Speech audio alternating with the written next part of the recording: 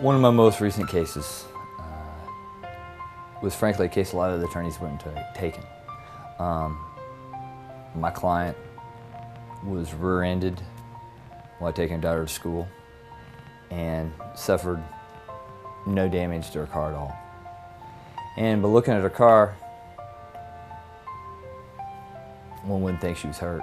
Fortunately, she suffered a very serious neck injury and had to have neck surgery. We went to trial on her case, and obviously the issue is that there was no damage to her car. And she'd had some prior chiropractic treatment to her neck, and for that reason they said that there's no way her neck could have been injured in this. The thing that sets this case apart was my client. She was just absolutely one of the best people I've ever met. One of her friends, she referred to her as a saint, and I really truly believe that was true.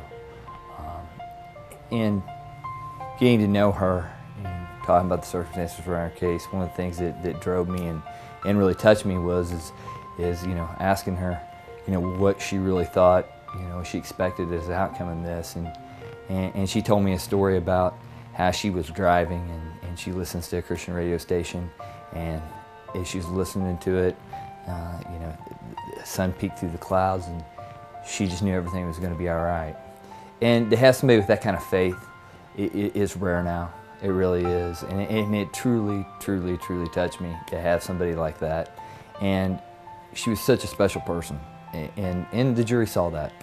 And the thing that most attorneys wouldn't consider is the first thing I ask is, well, there's no damage to your car. What does the other car look like? In this case, the other car had significant damage, had to be towed from the scene, and I believe that this case really illustrates that, and from my perspective, that not to just look at half the story. What's the real story?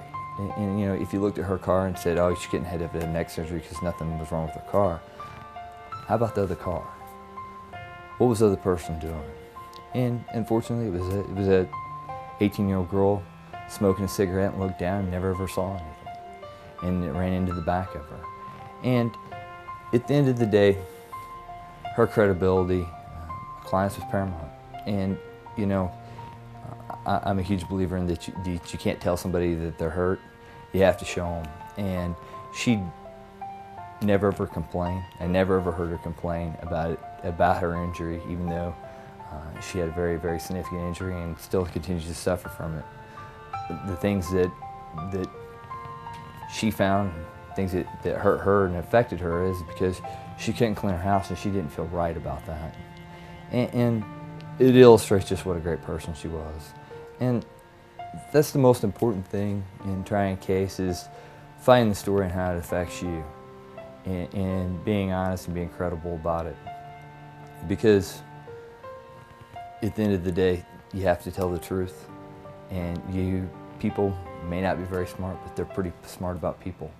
And so if you try to tell them some kind of BS story, they're going to know it. So be credible and be real.